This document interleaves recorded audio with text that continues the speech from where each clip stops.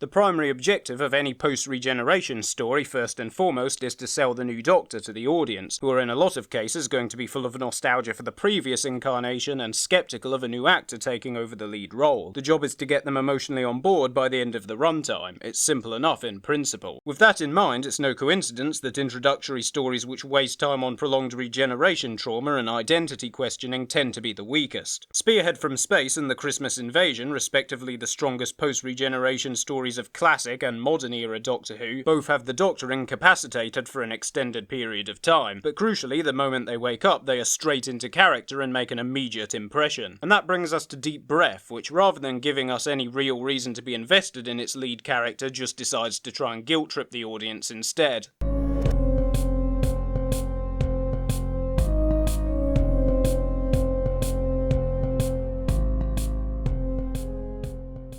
So having just regenerated, we open on the new Doctor having accidentally teleported a giant prehistoric dinosaur to Victorian London. We then get our first introduction to Peter Capaldi's Doctor, comprising of an extended sequence of that aforementioned post-regeneration trauma, coupled with fan service that in this context really just gives the impression of the writing team saying, hey, we don't have any original ideas of our own, so here's some nostalgia. Let's all just remember how good Doctor Who used to be. And that really sets the tone for the rest of the episode. Well then, here we go again.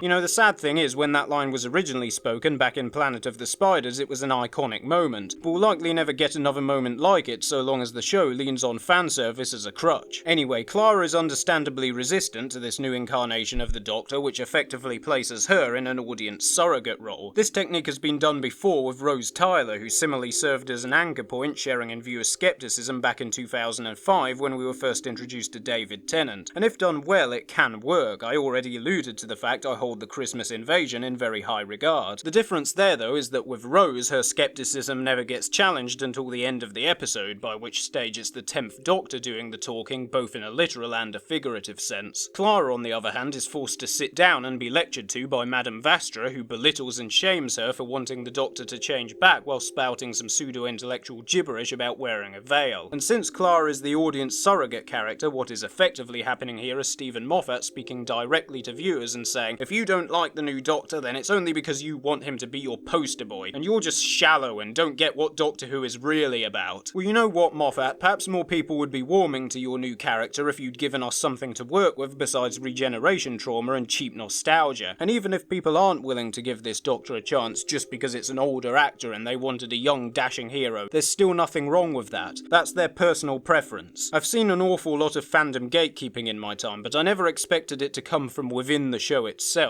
There's also a more comedic exchange between Clara and Strax, and you know what, Strax is fine. I appreciate that humour is subjective, but I've always found him amusing, and quite honestly I suspect a lot of the anti-Strax sentiment out there can be put down to the same sort of insecurity complex as we discussed last time, where fans just can't deal with the notion of Sontarans being treated as anything other than a serious threat, despite the fact that a race bred specifically for the sole purpose of war is a minefield of comedic potential, and also they literally have potato heads. All of that being said, I don't so much appreciate the bit about Clara picturing sweaty men doing sport. It's another example of Moffat's oh-so-hilarious gender comedy in which things like sexual deviance and physical abuse are made out to be extraordinarily funny provided the person doing them is female. It isn't funny.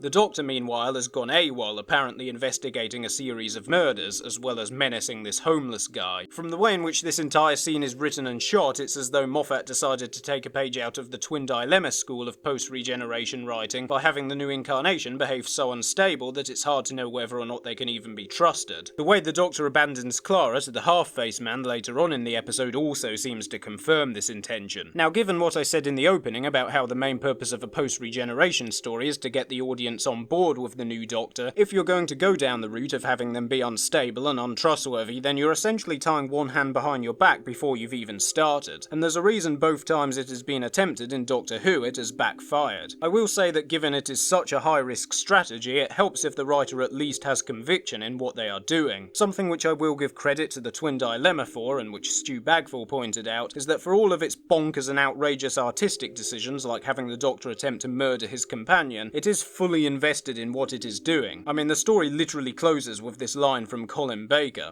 I am the Doctor, whether you like it or not. This was Doctor Who doing Legend of Korra's "I'm the Avatar, you gotta deal with it" before that was even a thing. As much as it may be horrendously misplaced, you've still got to admire the commitment. Deep Breath, on the other hand, not so much, but we'll get onto that in just a moment. First I want to talk about the climax of the episode. So after returning with the Paternoster gang to save Clara from an army of cyborgs, the Doctor has a dramatic showdown with the Half-Faced Man, in which it is left ambiguous whether or not he pushed the antagonist to his death. And this does actually work as far as presenting the Doctor in a more questionable light, because although it's hard to argue he was in the wrong, whichever way you spin it, he potentially just committed cold-blooded murder, which draws into question just how far he's prepared to go to protect those he cares about, especially because the Half-Faced Man isn't exactly an evil or vindictive character, but rather just someone trying to survive and threatening others' lives in the process. It's just a shame all of this gets undercut by having Missy clunkily spell it out for us in the epilogue.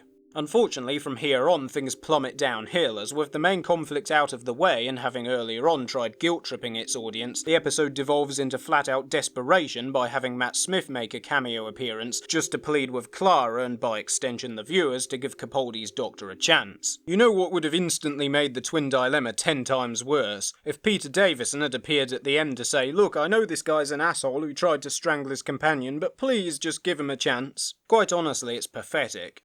Deep Breath may have some ambitious ideas, but ultimately it lacks the substance and, more importantly, a spine to follow through on said ideas, and consequently there's little reason for the audience to stay invested. I'm Midnight Chimes, and I travel in time and space. And trains.